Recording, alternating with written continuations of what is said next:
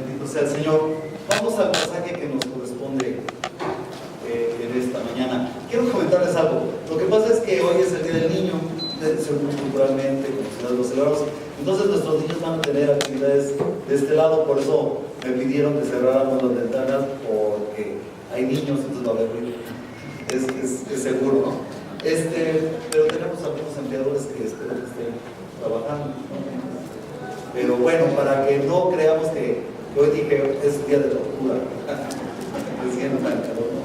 es por eso que tenemos esas ventanas cerradas. Vamos al pasaje que nos corresponde hoy. Está en el libro del Éxodo, capítulo 14, de los versos del 1 al 14. Éxodo 14, del 1 al 14. Voy a leerlos. Habló Jehová a Moisés diciendo: di a los hijos de Israel que den la vuelta y acampen delante de Pi-Hahiroth, entre Migdol y el mar, hacia Baal-Zephón. Delante de él acamparéis junto al mar. Porque Faraón dirá de los hijos de Israel: encerrados están en la tierra, el desierto los ha encerrado. Y yo endureceré el corazón de Faraón para que los sigan, y seré glorificado en Faraón y en todo su ejército, y sabrán los egipcios que yo soy Jehová. Y ellos lo hicieron así.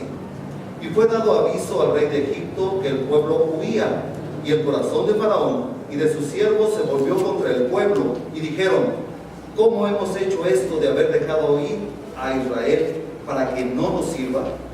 Y unció su carro y tomó consigo su pueblo, y tomó 600 carros escogidos y todos los carros de Egipto y los capitanes sobre ellos.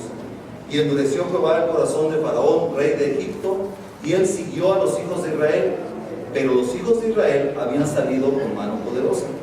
Siguiéndolos, pues, los egipcios, con toda la caballería y carros de Faraón, su gente de a caballo y todo su ejército, los alcanzaron acampados junto al mar, al lado de Pi-Hahiroth, delante de Baal-Zephón.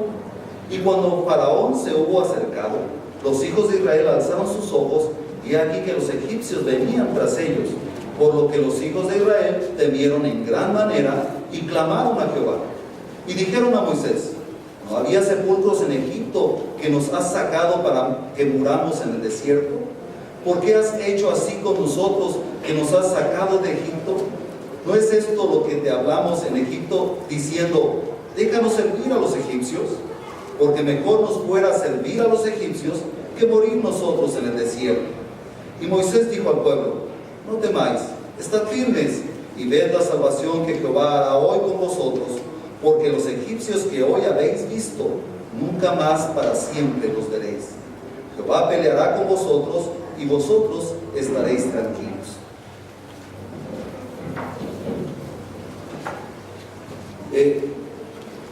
En estos días oí dos discursos de dos personajes muy de moda, uno japonés y el otro chino, y en sus discursos estaban hablando ante empresarios y gente así, y en sus discursos ambos se calificaron como pueblos no muy listos, japoneses y chinos. ¿Qué tal sus economías? Dijeron que ellos no eran inteligentes, así usaron esa palabra: no somos inteligentes. ¿Por qué? Dice, por ejemplo, es cierto que las compañías número uno, por ejemplo, de automóviles, ahorita las compañías japonesas y de motocicletas están a la vanguardia. También las compañías de electrónicos y cosas así. De igual modo, los chinos están a la vanguardia.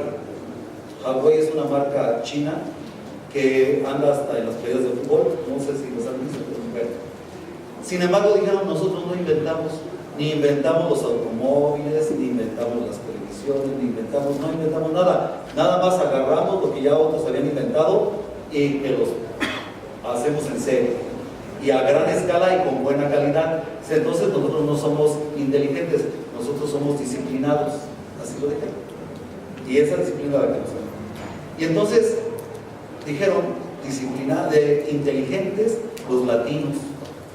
Y dije: ah, caray. ¿Por qué? Porque ellos cualquier cosa que se les dificulte lo inventan. Uno vivía en Colombia y otro vivía aquí en México. O sea, yo me consta que algo que necesiten, lo resuelven rápido, lo inventan, se las ingenian, inteligentes son ellos.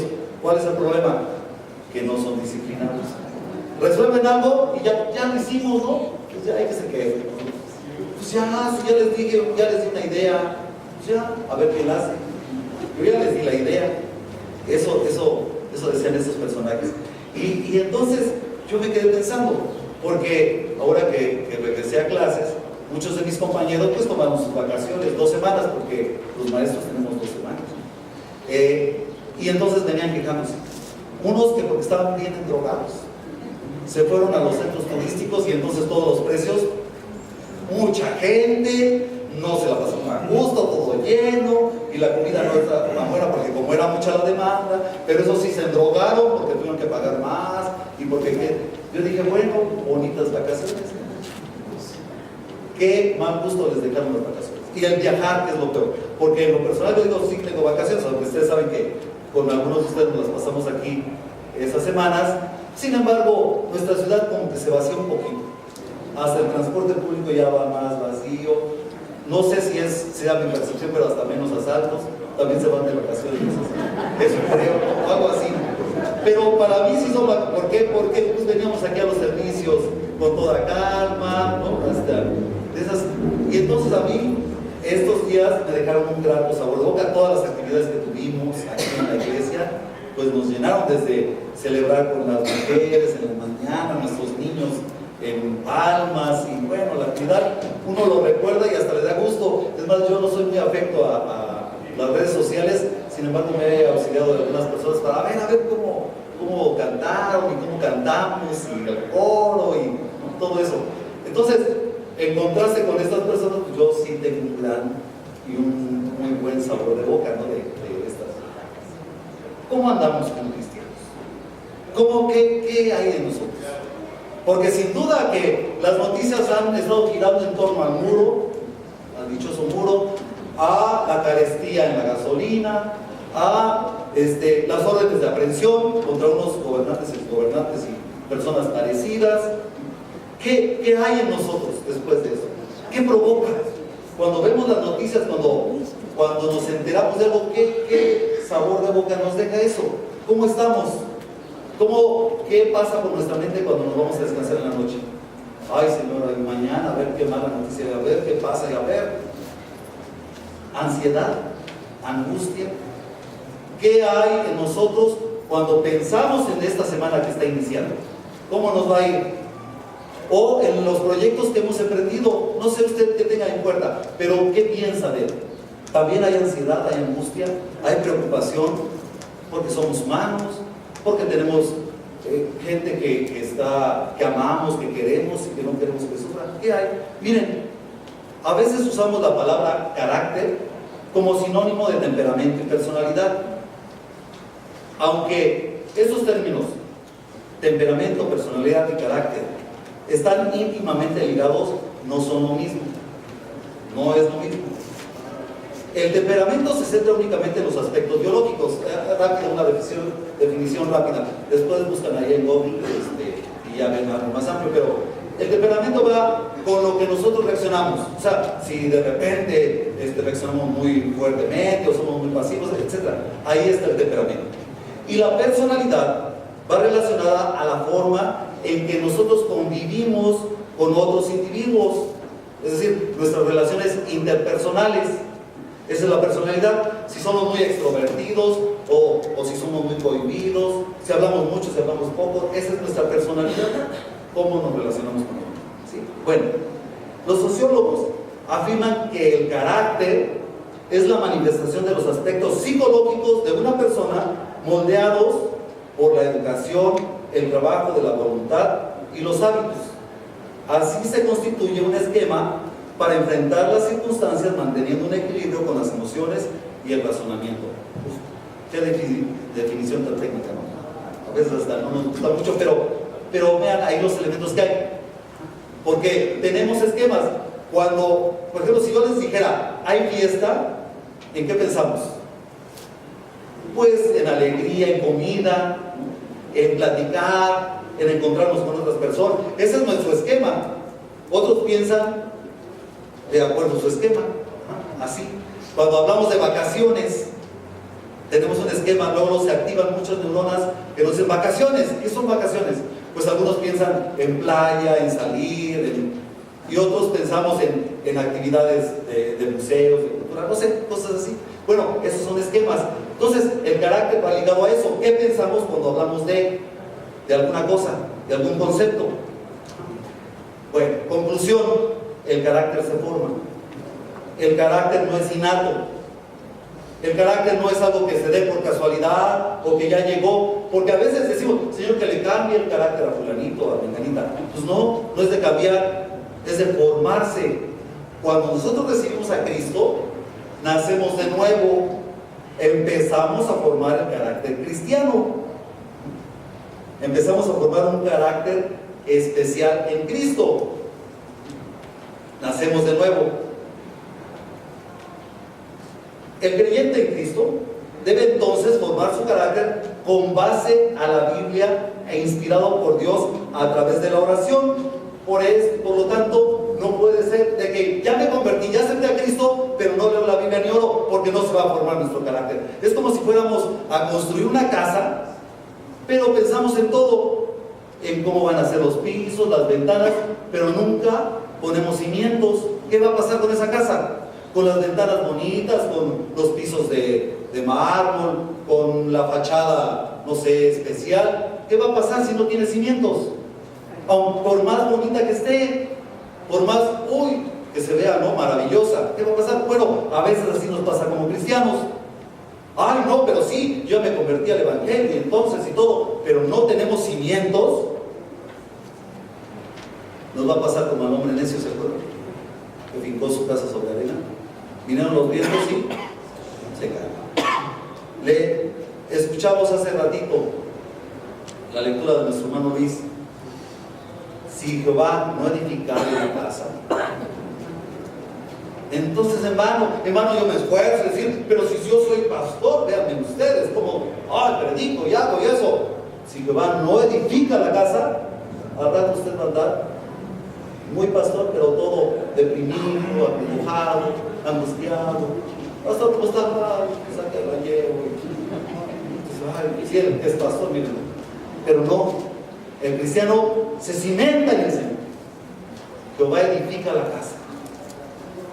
Así, en las diferentes etapas de la vida, aún en los momentos en que pareciera confusa la situación, como lo que vivimos, ¿y qué va a pasar? ¿Y si se irá a poner tranquilo el precio del petróleo o no? ¿Y vamos a tener un mejor gobierno o no? Y por el que creemos que ese sí nos va a ayudar, a lo mejor resulta que no. Bueno, aunque parezca confusa la situación, aprenderemos a vivir confiados en el Señor. Confiados en el Señor.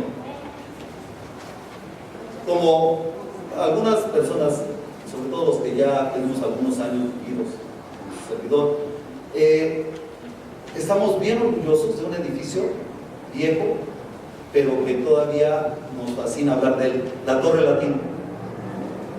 La Torre, vinieron sismos, el del 59, no sé, pues algunos todavía no hacíamos, cuando se cayó el ángel, está allá, y bueno, el del 85, algunos ya lo vivimos.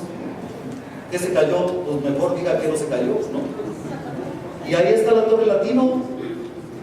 Ahí está la Torre Latino. Y si le preguntamos a un arquitecto, nos va a decir es que tiene amortiguadores y que se balancea, pero que toda una explicación técnica.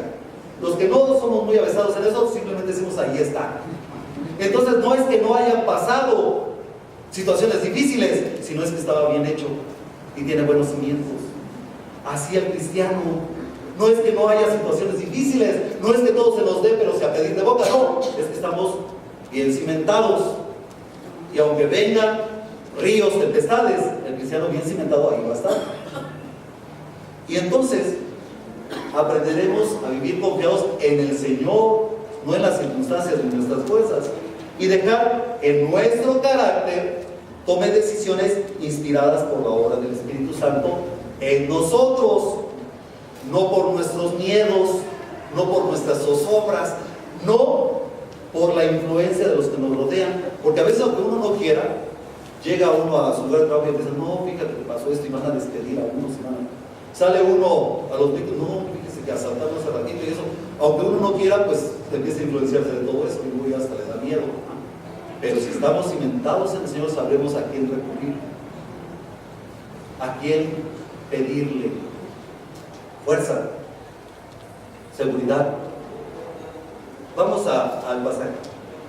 Muchos comentaristas ven en la instrucción de Dios a Moisés la intención de provocar a los egipcios a que salieran tras los israelitas, creyéndoles confundidos y extraviados. Vean el verso 2.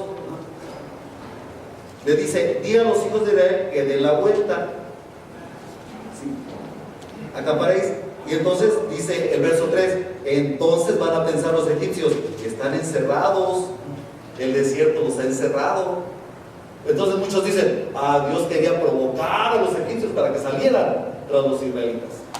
Sin embargo, es evidente desde que comenzamos el Éxodo que el plan de Dios no era destruir a los egipcios. Si hubiera querido destruirlos, pues con las plagas, fácil, ¿no creen?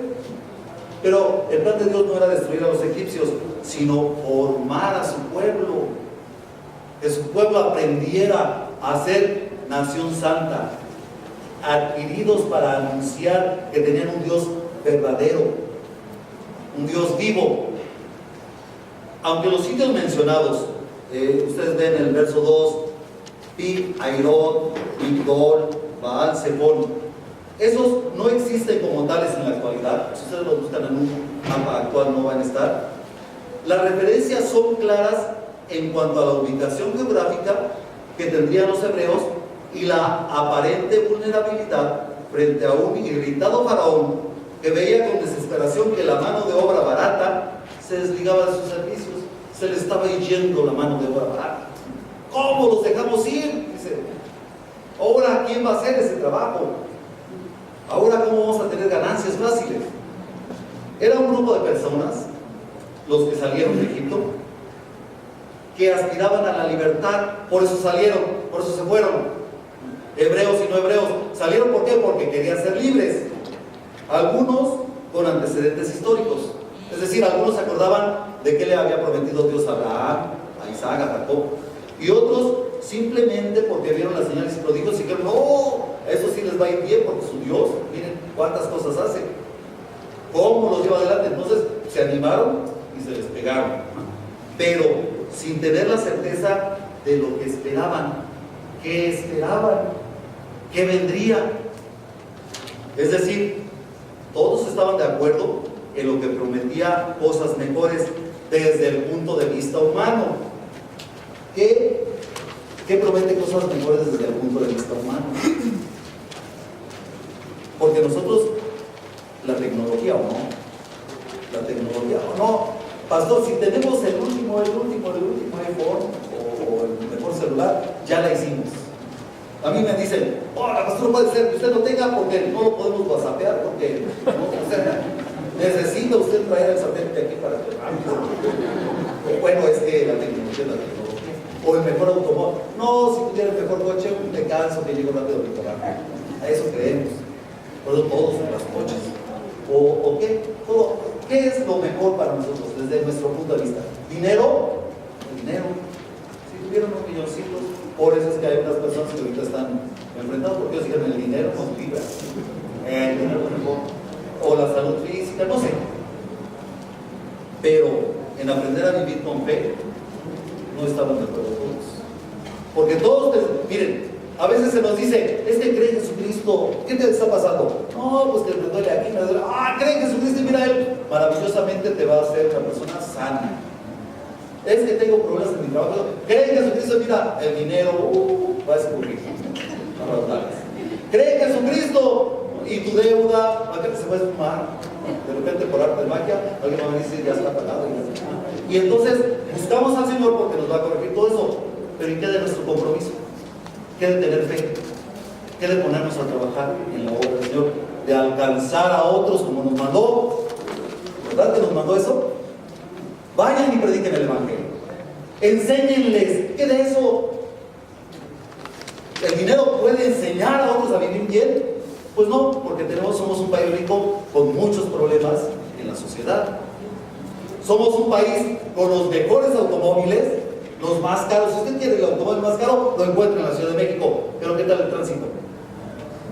Un caos insoportable, que aunque tenga mejor auto, si se hace un cuello de botella, pues ya se hizo. Entonces, a veces como cristianos decimos, sí, yo creí en Jesucristo porque me iba a solucionar mis problemas aquí en la tierra, pero no asumimos el compromiso de nuestra fe. No se asume el compromiso de fe. Y entonces enfrentamos al evangelio de la prosperidad con el evangelio de la vida eterna, porque lo que nos trajo Jesucristo es vida en abundancia, ¿verdad?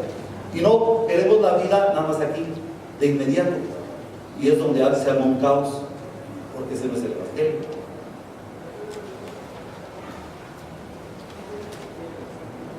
Muchas veces, cuando nosotros vamos a algún discurso o a escuchar algo, estamos ahí, pero no oímos. ¿Les ha pasado a ustedes? A veces estamos preocupados o pensando en otra cosa y hablan y luego, ¿qué dijeron? Y nada más hacemos cara de, porque le pusimos atención. A veces así nos pasa con el Señor. A veces así pasa. Nuevamente, Dios muestra a Moisés y a su pueblo el carácter de una persona que ni escucha su voz ni está interesado en conocerle. Hay muchos que dicen, sí, Jesucristo, sí, el Señor, pero no están interesados en conocerle. Ni siquiera le escuchan lo que él habla. Faraón, con toda su instrucción intelectual, militar y cultural, porque de que estaba preparado, estaba preparado. Si no, hay que leer el perfil de los faraones. Gente muy culta, gente que sabía mucho de geografía, de ciencia. Pues Faraón era así. Sigue reaccionando impulsivamente. Con toda su preparación, reacciona por sus emociones, por sus pensamientos. De repente, hace cuentas y comprende que la salida de los hebreos representaba una gran pérdida en lo económico y una disminución en sus vasallos. Iba a tener menos personas que se inclinaran ante él y que le reconocieran como soberano. ¡Qué barbaridad! Y con un desplante colérico se envanece, exhibiendo su carro de guerra. Vean el verso 6. Luego, si tengo el mejor carro, el carro más moderno, y lo exhibe. El mejor de la época, su gran equipamiento, verso 7, 600 carros especiales, el mejor ejército, y su vasto ejército. Vean el verso 9. Gente a caballo, todo ese despliegue. Si yo soy poderoso, ¿qué me cuesta? ¿Qué me dura? Así involucra en su exasperada reacción a toda su nación. A todos los involucra. Recordemos que había personas que ya le habían dicho, oye Faraón, si eso está pasando, si esto puede hacer el Dios que dicen ellos, pues hay que creerles porque nos está pasando, tu pueblo está sufriendo. Él muy rápido se iba a su palacio y ahí tenía agüita guardada y todo, pero todo el pueblo pues no.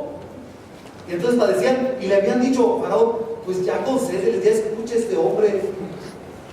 Qué triste que la neurosis de un individuo ególatra, engreído y arrebatado arrastre a muchas personas. Qué triste que una persona que no le gusta ni escuchar, ni siquiera se interesa por saber, lleve a pique a otros, como una familia, como un grupo. ¿Usted ha tenido problemas? ¿Problemas que han pasado? O sea, yo sé que tiene, pero ¿y ha aprendido de ellos? ¿Ha ganado algo en los problemas o no? O llega el problema, pasa y vuelve a llegar otra vez, si no el mismo, uno igualito, y otra vez vuelve a sufrir. ¿Aprendemos? ¿Maduramos?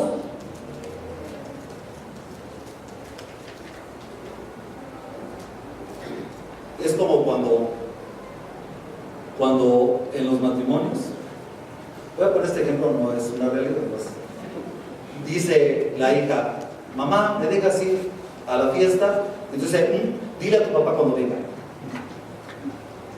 ¿Qué está haciendo? Zafándose del problema. Ya no es un problema, es problema de quién? Del papá. Puede ser al revés también, ¿no?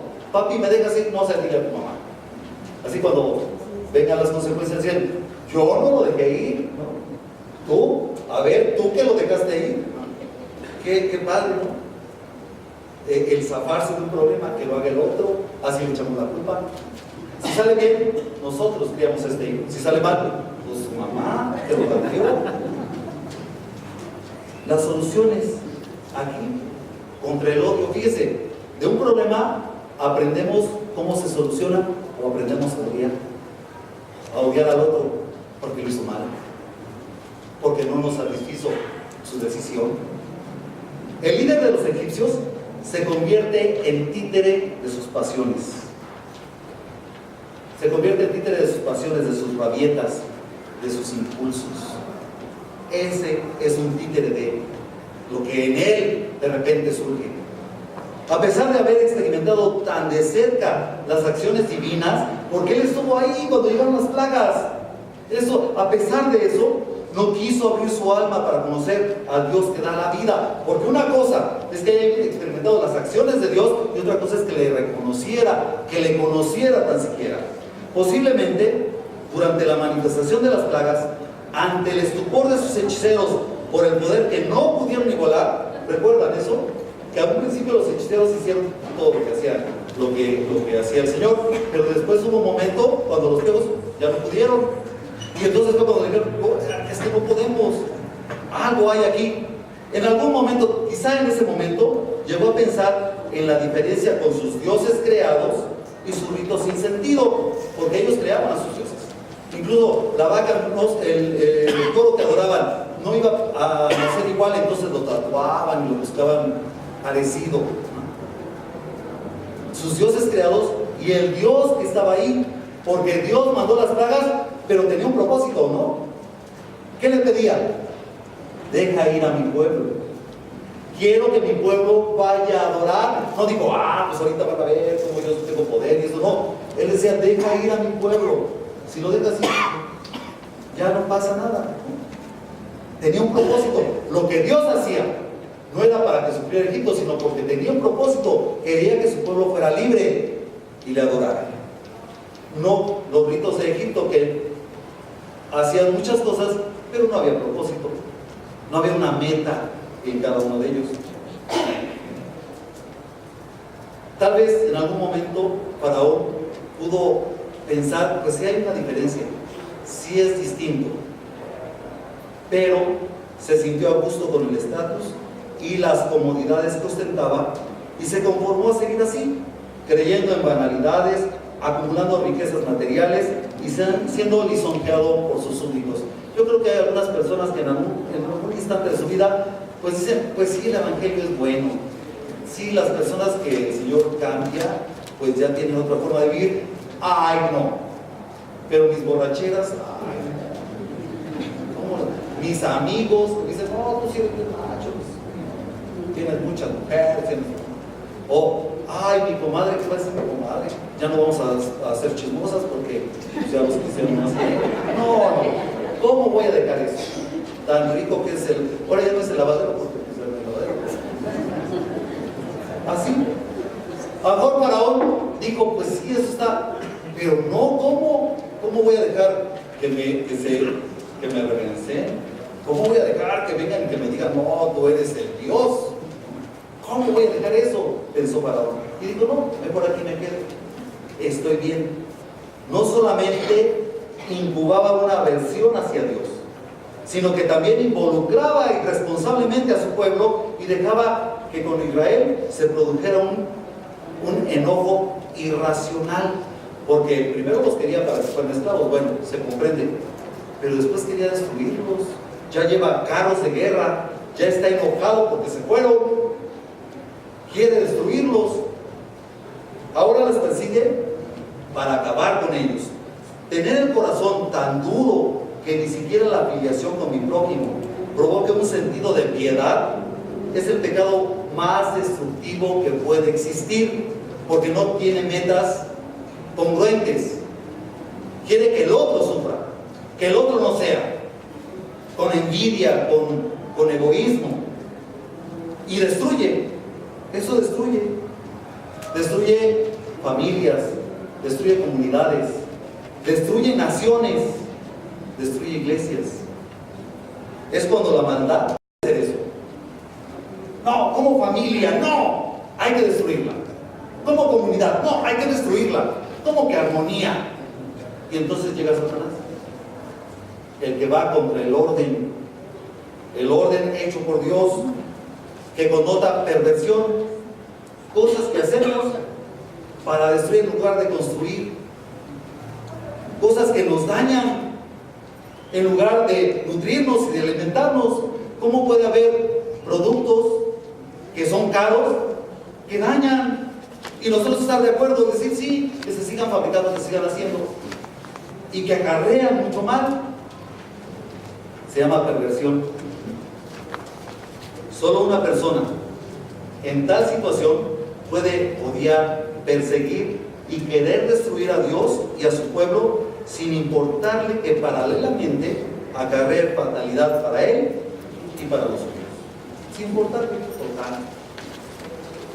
Por otra parte, los que salieron de Egipto hacia la libertad fueron probados en sus decisiones, tanto como en su carácter del pueblo escogido. Estaba muy claro, Dios les decía: a ustedes los he escogido, quiero que vengan a adorarme.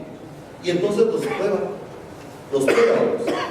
El escritor apunta, vean el verso 8, que Faraón siguió a los hijos de Israel, es decir, fue por el mismo camino, fue por el mismo sendero, pero los israelitas habían salido con mano poderosa. Esa debe ser una distinción. En la escuela dominical comentábamos, ¿cómo es posible? Nosotros, la Iglesia Bautista, creemos que la salvación no se pierde, no se puede perder. Nosotros lo creemos, porque es Dios quien la da, nada más. Bueno, entonces, como hay algunos que de repente dicen: soy bien cristiano, y luego ya lo vemos que hablan pero sin remar. Bueno, a veces queremos imitar, pero lo que imita no tiene esencia. Lo sabemos bien, nos quejamos de los chinos, no te hacen cosas tampoco, parecía bueno. Y entonces, lo que no tiene esencia se desvanece. No es, los egipcios iban a seguir el mismo rumbo que los israelitas. La diferencia es que los israelitas salieron con ese orden que Dios les había dado, con esas instrucciones que Dios les había mandado. Ese es el verdadero creyente. El verdadero creyente se guía por la palabra, y entonces sabe que debe de ir firme, caminando en el sendero que el Señor le ha trazado. Y quien no, de repente se cansa. Aquel dice: sí, yo con obras voy a aparentar ser cristiano y me esfuerzo, y se va a cansar. No tiene consistencia. Faraón iba impulsado por sus aberraciones. Israel tenía una meta, un destino promisorio, un sueño que concretar. ¿A dónde iba Israel? A la tierra que fluye leche y miel. ¿A dónde iba Faraón? A destruir a Israel. Israel iba buscando un lugar que Dios les había prometido, donde ellos iban a estar. Para Faraón era oportuno que aparentemente los israelitas se encontraran atrapados entre el mar y el desierto, sin salida ni recursos. ¡Qué bueno! Ahí los tenemos a merced. Ahí los podemos atrapar. Para Israel era el momento de comprobar que el poder que actuó permitiendo las plagas sorprendentes en Egipto podía abrir senderos en el desierto. Y podía haber senderos en el desierto porque pues se podrá hacer un camino en el desierto. No soy ingeniero, pero yo me imagino que con un poco de esfuerzo sí, ¿no creen? No sé, en estos países como Siria, como estos que tienen mucho desierto, se han hecho, ¿no? Con esfuerzo y con mucha tecnología. Pero en el mar, en el desierto todavía se puede intentar, pero abrir camino en el mar, ¿se podrá hacer un camino en el mar? ¿Qué aprendieron los israelitas con las plagas? ¿O no aprendieron nada? Porque las plagas pasaron y ellos estaban ahí presentes. ¿Aprendieron algo o fue una calamidad como para los egipcios? ¿Aprendieron algo? ¿Aprendemos nosotros de nuestras dificultades, de nuestros problemas o no? ¿Un cristiano aprende o no? Seguimos en las mismas. Y vuelve a pasar la calamidad y ahí vamos revolcados.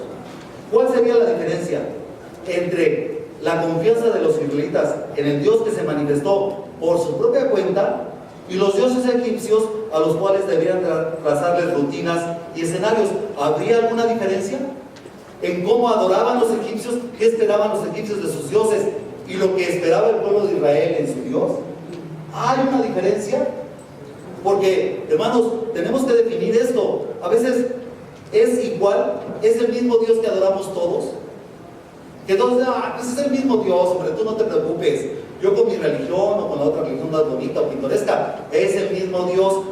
Eso, ¿y nosotros qué pensamos? Sí, es el mismo Dios. ¿Lo adoramos de la misma forma? Tenían que definirse los israelitas. Sí, era lo mismo. Creemos en la soberanía de Dios, pero tenemos fe. O sea, la fe, nuestra fe, ¿en dónde está? Porque cualquier persona en el mundo puede decir, sí, Dios, Él hace todo lo que quiere, incluso ahí están las guerras, incluso están las catástrofes. No, Dios, ese es Dios. ¿Nuestra fe concuerda con eso? ¿Nuestra fe está al mismo nivel de lo que dicen estas personas? Porque, hermanos, aquí nos enfrentamos, fíjense, ante el juicio y el servicio. La mayoría de personas dice creer en Dios, y entonces como cree en Dios, juzga. Eso está mal, porque así no. Eso no es de acuerdo a Dios, no. Eso lo hiciste mal, porque Dios no. Pero aquí Dios quería formar una nación que sirviera. Que sirviera. ¿Cuál es la diferencia? Pues yo puedo llegar y decirle, no, hermana, así no se escribe. Y decir, a ver, yo le ayudo a escribir, yo le enseño cómo se hace. Qué diferencia, ¿verdad? No, hermana, así no se hace el arroz. ¿Cómo pasó? A ver, ¿se acuerdan qué hizo Jesucristo? Se ciñó una toalla. No dijo, ay, ustedes ni se lavan bien los pies, hombre, guácalate. No, él dijo, a ver, les voy a enseñar cómo se lavan los pies. ¿O no lo hizo así? Nosotros nos ceñimos el delantal, decimos, a ver, usted lo hace mal. A ver, venga, les voy a enseñar cómo. ¿Qué diferencia tan grande? Porque el decir, ay, le salió mal, ay, lo dijo mal, ay, camina mal, adora mal, pues eso es fácil, cualquiera. Pero decir, pero yo le voy a poner la muestra, no cualquiera. Cuando los hijos de Israel fueron alcanzados por la presencia, y una presencia lejana, pero visible, de Faraón y su ejército, porque en el verso 9 dice, los alcanzaron, pero si seguimos leyendo dicen, bueno, los vieron. O sea, los alcanzaron perceptiblemente.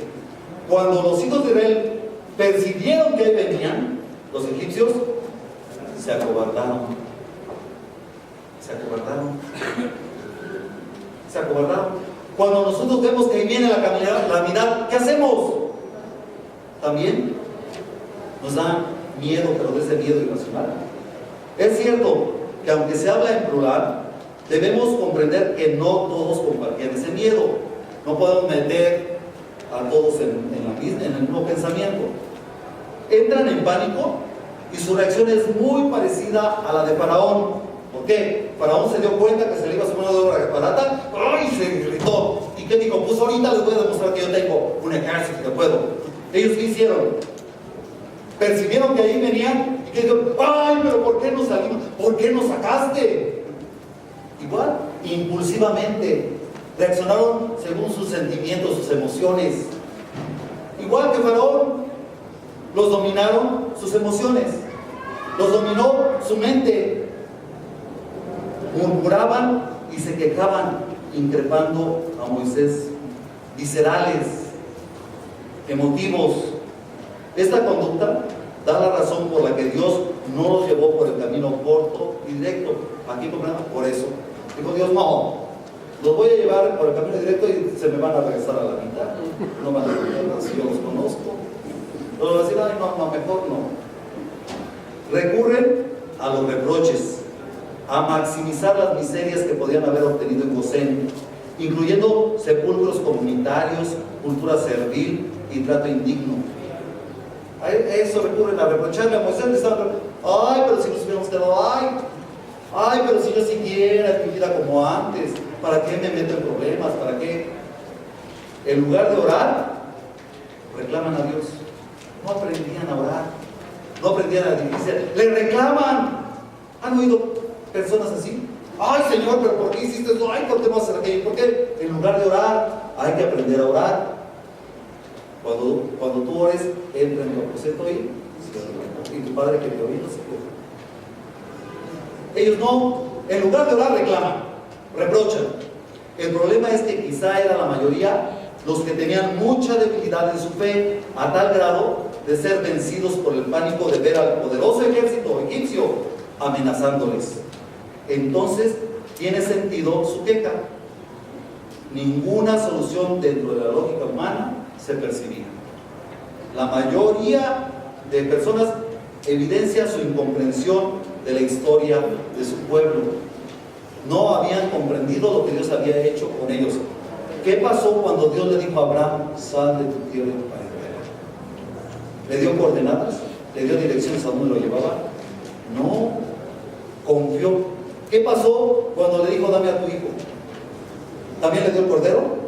¿También le dijo, aquí está para que tú sacrifiques? No lo veía Abraham, tuvo que confiar.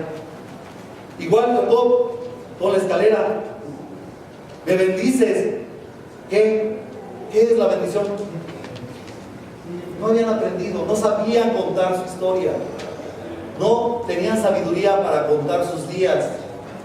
Es verdad que ellos no contaban con el Espíritu Santo, por lo cual su discernimiento espiritual era muy frágil, muy endeble. No tenían al Espíritu Santo. Es una desventaja de ellos ante nosotros. Aprendamos, hermanos, que creer con fe no es para los momentos difíciles, sino para todos los momentos, para todos, incluso cuando tenemos que asumir responsabilidades. Yo soy el que tengo que decidir si dejo ir a mi hijo al antro o no. Ahí se necesita fe. ¿Qué hacer? ¿Qué hago? Ahí. No, nada más cuando de repente ya me llegó borracho, no. Antes, desde antes. No tomar una decisión temperamental, porque una decisión temperamental pues nos lleva siempre a ver cómo me debo de vestir. ¿Me pondré un tatuaje o no me pondré un tatuaje? ¿Qué decisiones tomamos así, temperamentalmente? ¿Me caso o no me caso? Ay, no, como están las cosas, mejor me caso. Ay, qué miedo. ¿Le digo o no le digo? ¿Hablo o no hablo? ¿Le señalo o no se lo señalo? ¿Qué hago? Una decisión temperamental, pues lo digo, pues tal, a ver qué pasa. No sabe prever el futuro, no sabe ver las consecuencias. Hay que pedirle al Señor que nuestra fe esté tan solvente que antes de regarla podamos tener sabiduría. Eso es fe.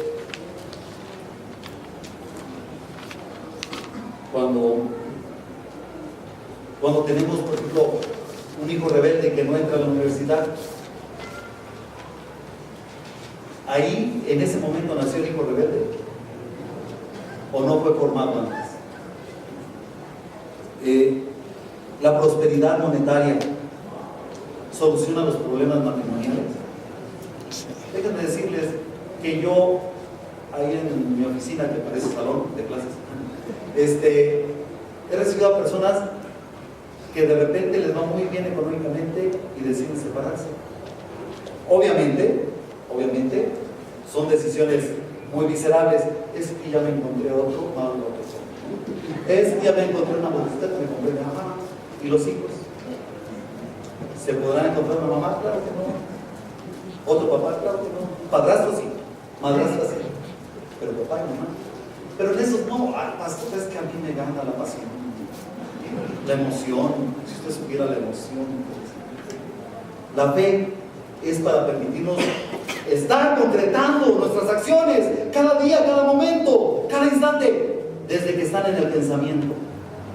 Para la mayoría del pueblo de Israel, el proceder de Dios debe haber sido mucho más inexplicable que para Moisés, Aarón y quienes con ellos viajaban de cerca, muy de cerca. Y no quiero decirles que Moisés, Aarón y esas personas cercanas sabían muy bien lo que iba a hacer Dios. No. La reacción de esos pocos se personifica en Moisés. Vean el verso 13. Ahí en Moisés dijo al pueblo: no tengan miedo, estén seguros, estén firmes. Tal vez tampoco Moisés tenía en claro cómo le iba a hacer Dios para sacarlos de esa situación. No sabía. Si hubiera dicho: ¿y cómo nos va a sacar de esto? Pues a lo mejor no nos podía haber respuesta. Pero sí estaba seguro de que los iba a sacar y les llevaría a su destino final. ¿Por qué? Porque Él les había prometido eso. Dios les había prometido: los voy a llevar a una tierra que fluye leche y miel. ¿Cómo? No les dijo, pero sí a dónde iban. Entonces Moisés estaba seguro: no nos podemos quedar aquí. ¿Por qué no? Porque aquí no fluye leche y miel. Así de fácil, ¿no? No, aquí no va a ser nuestra sepultura. ¿Por qué? Porque no hemos llegado al lugar donde nos prometió el Señor. Eso es fe. Frente a los reproches y murmuraciones, Moisés actúa con prudencia y paciencia. Lección de carácter. Esta es una lección de carácter. Ante los reproches y las murmuraciones, Moisés no se las regresa. Porque hubiera sido fácil para Moisés: ay, ustedes también, a ver, ¿para qué vienen? ¿Para qué salieron? Ay, yo no los conocé, ¿verdad? Ustedes me hicieron, no sé, miles de cosas que se me ocurren. Pero Moisés no reacciona como ellos. No reacciona visceralmente, no reacciona por sus emociones, porque de que le dieron ganas de decirles algunas cosas, yo creo que sí, era humano, ¿no? Pero no, él, lejos de discutir, busca palabras que tranquilicen a sus detractores y alienten a los pocos que confían. Busca palabras: no tengan miedo, estén firmes. Verso 13: Dios nos va a salvar hoy. En este momento ustedes van a ser testigos. Esa actitud puede provocar que todo el pueblo sea sensible al poder de Dios. Esa actitud que tomó Moisés pudo provocar que todos estuvieran expectantes. ¿Cómo está tan seguro? ¿Por qué él está tan tranquilo? Para decir: si Dios nos trajo a esta situación, Él nos sacará. Tenemos Dios. No tenemos soluciones, y mucho menos fáciles, pero tenemos Dios. Si Él nos trajo hasta aquí, Él nos va a sacar. Es el mismo espíritu que inspiró al poeta a escribir en el Salmo 46: estad quietos y conoced que yo soy Dios. Seré exaltado entre las naciones, enaltecido seré en la tierra. Nos enseña que cuando no se puede retroceder, ni moverse a la izquierda, porque existe un mar amenazante, ni a la derecha, donde no hay caminos, porque es desierto, hay que confiar en la palabra de nuestro Dios y dejar que su espíritu tranquilice nuestra alma y nos dé expresiones de aliento para los demás. Que sea Él el que obre en nosotros y nos dé confianza. El enemigo ha de tratar de atemorizarnos y convencernos que lo que antes vivíamos, por ruin y miserable que haya sido, es mejor que armarse de valor y desafiarse en el camino de la fe. Nos va a tratar de convencer que mejor vamos a echarnos a correr para atrás, que hay que retroceder. Va a tratar de convencernos. No, hombre, antes cuando estabas en el mundo era más fácil, te desahogabas diciendo malas palabras, agrediendo, echando la culpa a todo el mundo. Nos va a tratar de convencer que eso es lo mejor. Atendamos el mensaje, verso 14. Jehová peleará por ustedes. Ustedes manténganse tranquilos. ¿No pueden hacer nada? No. Manténganse tranquilos. En nuestras debilidades, su poder se perfecciona. Ya no puedes. No, ya no puedo. Ahora le toca a Él. Cuando tú ya no puedes, es el momento de que entre la fe. El Señor peleará por ustedes. Si creemos en Dios, asegurémonos de pensar que nos tiene justo en el lugar donde quiere que estemos, en el sitio donde quiere que estemos, con un propósito definido. Los amagos del mal tratan de producir desasosiego y angustia en el pueblo. Jesús, nuestro Salvador, venció la muerte y con ello nos trajo esperanza real y significativa. No es lo que vemos, es lo que esperamos. No es lo que nos dicen que va a acontecer, es lo que Dios ha marcado en nuestro camino. Hoy, hermanos, al salir de aquí del santuario, cantemos con convicción: tú guardarás en completa paz aquel cuyo pensamiento en ti persevera, porque en ti nos pueden amenazar, es más, nos pueden hasta poner ejemplos. Ya ven lo que le pasó al pastor ya ven, pero no nos van a quitar la paz. Yo les decía, a veces nos da, los miércoles por ejemplo somos muy poquitos, y entonces pues nos preocupa que mientras estamos aquí hablando alguien entre y se lleve las sillas. ¿Qué tal si se llevan las sillas? O alguna cosa que tengamos por ahí. No nos preocupa que mientras adoramos alguien llegue y nos quite la paz, nos quite la confianza, nos quite la armonía. No nos da miedo eso, nos debería de dar. Y entonces decir, Señor, sé tú mi hijo, guárdame en completa paz. ¿Por qué? Porque en ti he confiado y mi corazón persevera confiando. No nos rendiremos. Está difícil la tarea.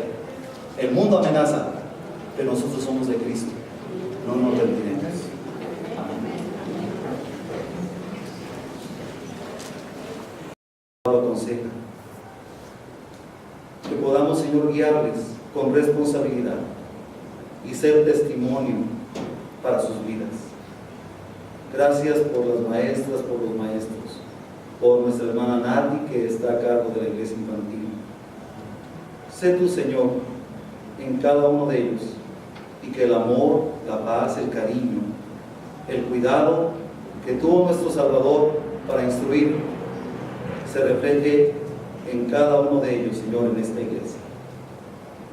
Y que cada uno de nosotros tomemos ese estandarte de poder enseñar y compartir lo que tú, Señor, nos has dado. En nuestro Salvador Jesucristo te lo pedimos. Amén.